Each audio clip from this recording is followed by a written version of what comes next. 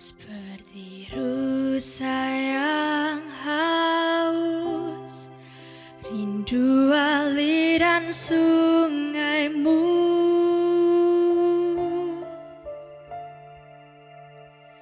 Hatiku tak tahan menunggumu.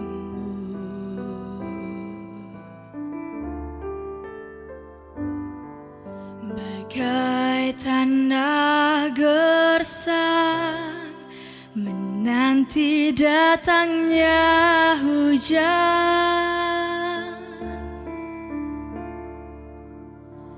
begitupun jiwaku, Tuhan.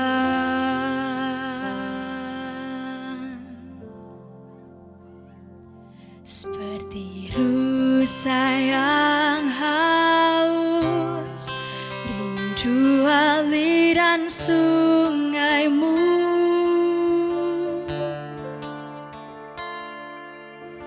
Hatiku tak tahan menunggumu.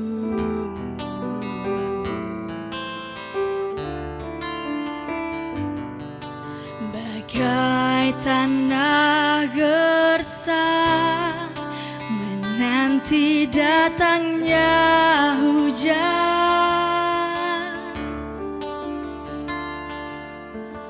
begitupun jiwaku, Tuhan.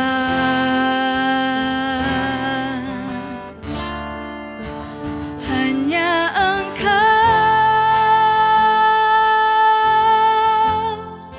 pribadi yang mengenal hatiku, tiada yang tersembunyi bagimu.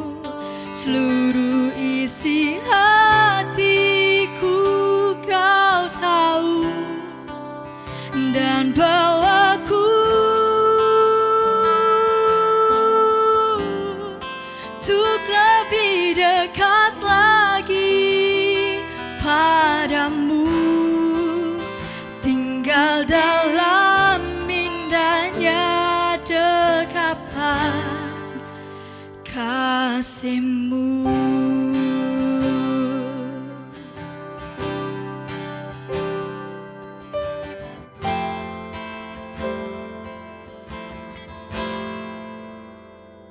Seperti rusa yang haus, rindu aliran sungaimu.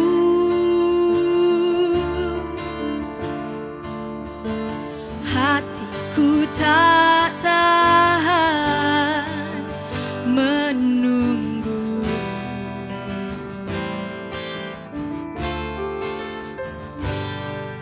Bagai tanah gersang menanti datangnya hujan, begitupun jiwaku, Tuhan.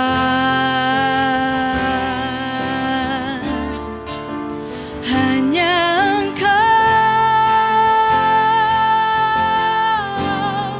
pribadi yang mengenal hatiku, tiada yang tersembunyi bagimu.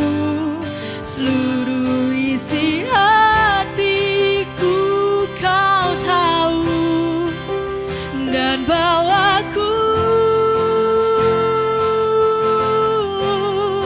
untuk lebih dekat lagi padamu, tinggal dalam indahnya dekapan kasih-Mu.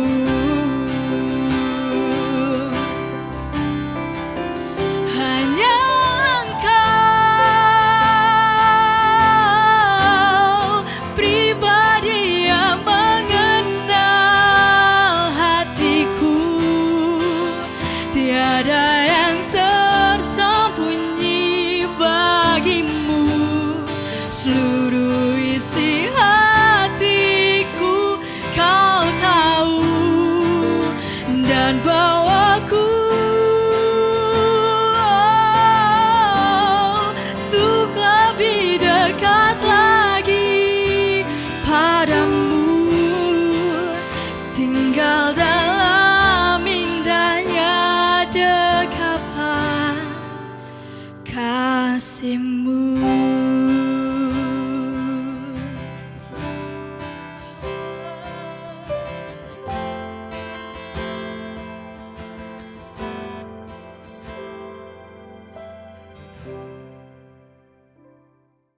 Shalom warga kerajaan Allah, apa kabar? Saya percaya dimanapun Anda berada semua sehat dan Tuhan senantiasa menyertai kita. Kita bertemu kembali hari ini dalam program Voice of Victory dan hari ini kita akan belajar mengenai melawan intimidasi iblis. Saudaraku warga kerajaan Allah, saya mengingat sebuah cerita yang heroik bagaimana Daud mengalahkan Goliat. 1 Samuel 17 ayat 11 di sana diceritakan ketika Saul dan segenap orang Israel mendengar perkataan orang Filistin itu, maka cemaslah hati mereka dan sangat ketakutan. Saudaraku, apakah intimidasi itu? Intimidasi adalah perilaku yang akan menyebabkan seseorang mengalami keadaan yang terancam, takut cedera, atau mengalami sebuah kondisi yang berbahaya. Dan kalau kita membaca cerita perang antara Israel dan Filistin ini, jelas bangsa Israel mengalami kondisi yang terintimidasi. Goliat selama 40 hari selalu mengintimidasi barisan tentara Israel dengan pakaian perangnya, kehebatannya, keperkasaannya, dan juga dengan perkataannya.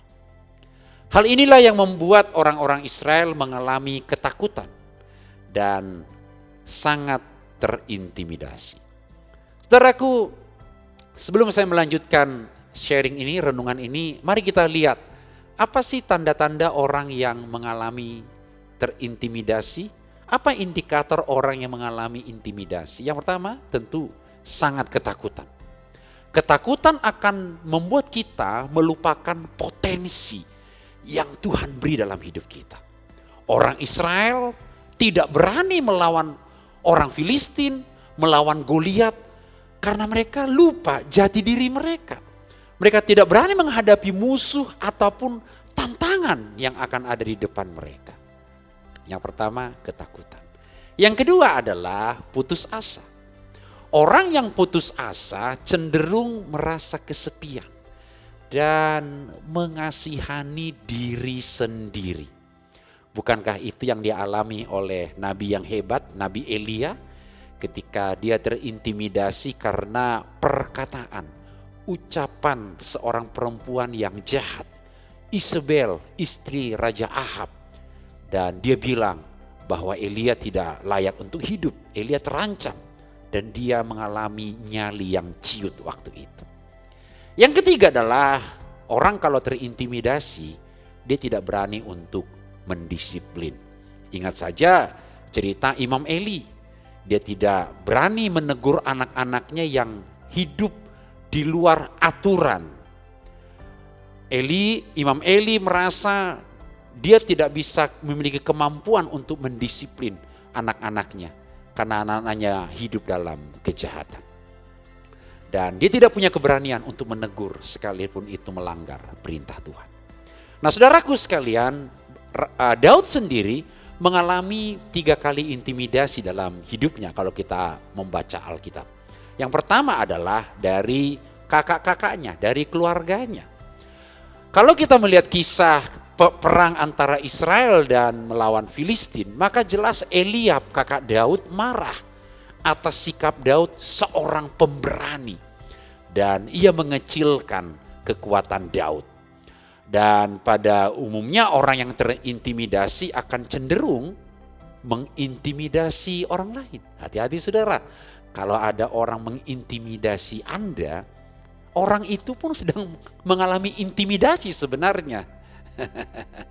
Kemudian yang kedua, intimidasi dari siapa? Raja Saul. Dia ini raja tetapi meragukan kehebatan, kemampuan Daud. Dan kalau kita membaca Alkitab, dia justru mengatakan, tidak mungkin engkau dapat mengalahkan orang Filistin itu.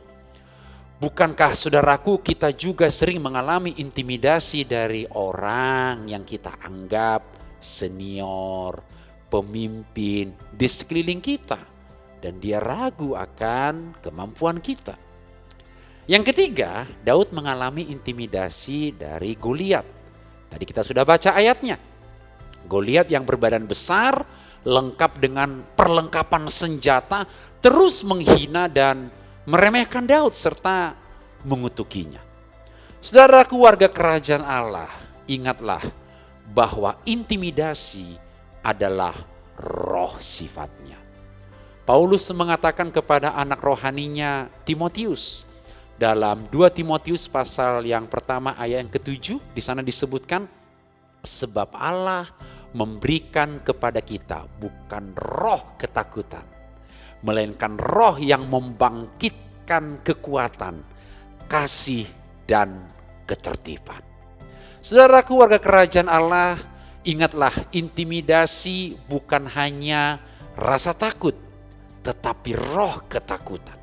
Artinya bahwa roh ketakutan tidak bisa dikalahkan dengan intelek kita. Tidak bisa dikalahkan dengan mental kita. Tidak bisa dikalahkan dengan kehendak kita. Hanya roh Allah, kekuatan Roh Kudus yang sanggup untuk mengalahkan roh ketakutan yang mengintimidasi kita. Saudaraku, hanya dengan kuasa Allah yang sanggup meruntuhkan semua benteng-benteng. Paulus mengatakan hal tersebut dalam 2 Korintus 10 ayat yang keempat, karena senjata kami dalam perjuangan bukanlah senjata duniawi, melainkan senjata yang diperlengkapi dengan kuasa Allah yang sanggup untuk meruntuhkan benteng-benteng. Haleluya. Saudaraku, pertanyaannya adalah bagaimana supaya kita dapat menghancurkan belenggu intimidasi dari musuh kita, yakni si jahat, dari iblis. Yang pertama, kita harus memahami otoritas Tuhan dalam kehidupan kita. Daud justru mengatakan begini di ayat yang ke-26 dari 1 Samuel pasal 17. Siapakah orang Filistin ini sehingga ia berani mencemoohkan barisan Allah yang hidup? Apa maksudnya, saudaraku? Artinya Daud memahami dengan benar bahwa ada otoritas Allah dalam dirinya. Saudaraku, warga kerajaan Allah, Yesus mengatakan dalam Matius 28 ayat 18, dialah pemegang otoritas baik di sorga maupun di bumi. Dia mengatakan, kepadaku telah diberikan segala kuasa di sorga dan di bumi. Dan siapakah kita? Siapakah Anda? Pertanyaannya itu, siapakah sekarang kita yang ada dalam Kristus? Satu, kita diberi kuasa. Roh yang kita punya lebih besar daripada semua roh yang ada di dunia ini. Dan Paulus mengatakan kita lebih daripada seorang pemenang. Haleluya. Wow. Yang kedua, bagaimana kita mengalahkan intimidasi dari si jahat? Yang kedua, kita harus mengenal pribadi Raja kita. Kita harus mengenal pribadi Kristus yang sudah menyelamatkan kita. Saudaraku, kalau kita melihat sejarah kisah Daud tadi, Tuhan yang setia menyertai Daud dalam menggembalakan domba dari bahaya singa ataupun beruang yang buas. Setiap hari Daud intim dengan Tuhan. Sambil menjaga kawanan domba milik papanya Isai, dia menaikkan mazmur bagi Tuhan. Dia kenal Allahnya dengan baik. Saya meyakini Daud ini sungguh-sungguh mengenal pribadi Tuhan yang membuat Daud justru meyakini bahwa dia dapat mengalahkan Goliat. Waktu ia mengalahkan binatang buas, dia ingat pengalaman itu. Pengalaman bersama dengan Tuhan membuat saya dan Anda semua teguh menghadapi masa-masa yang sulit, termasuk intimidasi dari iblis sekalipun. Daud tidak pernah tergantung kepada situasi, tergantung kepada kondisi, bahkan sarana yang dipakai Goliat. Daud tidak pernah terpesona. Daud tidak pernah terintimidasi. Amin. Yang ketiga, kita harus melawan intimidasi itu dengan iman kita. Saudaraku, Daud tidak pernah ragu dan dia tidak pernah ragu untuk melawan dengan iman. Dia mengatakan apa kepada orang-orang Israel? Hei orang Israel, jangan seorang pun tawar hati karena dia.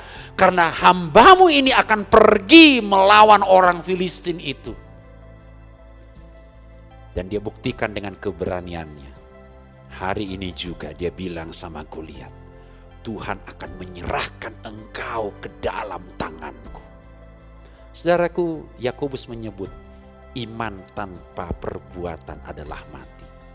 Daud beriman dan dia bertindak untuk melawan Goliat. Bukan dengan alat perang, tetapi dengan kuasa nama Tuhan Allah yang hidup.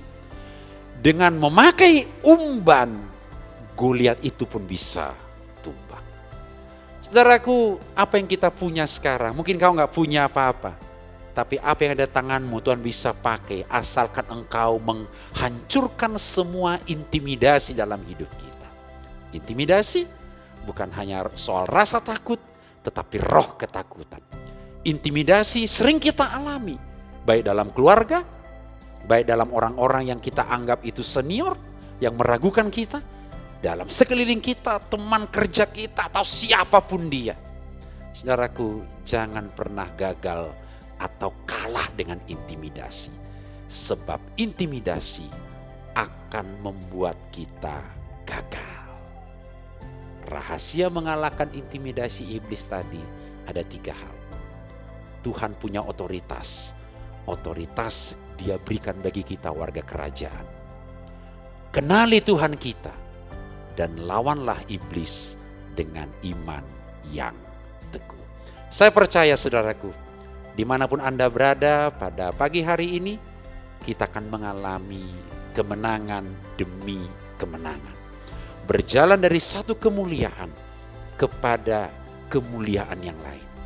Kita tidak akan pernah goyah, kita tidak akan pernah takut, karena roh Allah memberikan kita roh kekuatan, roh ketertiban, dan kita bisa membungkam perkataan-perkataan iblis, bisikan iblis yang mengintimidasi kita.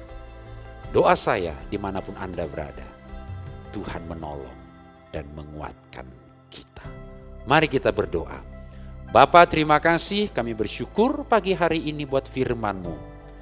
Dengan kekuatan Tuhan, dengan roh Allah, kami mampu mengalahkan semua tipu daya muslihat iblis. Bisikan-bisikan si jahat yang mengintimidasi kami.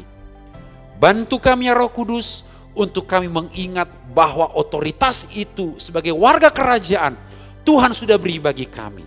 Dan buatlah hati kami, kasih karunia yang menolong kami untuk melibatkan Engkau dalam semua tindakan kami, dalam semua aktivitas kami. Dan kami lawan iblis dengan iman yang teguh berdasarkan firman-Mu. Karena kami meyakini firman-Mu itu perkasa, kuat menolong kami, membuat kami teguh menghadapi masa-masa yang sulit. Datanglah kerajaan-Mu, jadilah kehendak-Mu dalam hidup kami seperti di dalam sorga. Dalam nama Yesus kami mengucap syukur. Amin, amin, amin. Tuhan memberkati kita warga kerajaan. Selamat pagi. Shalom.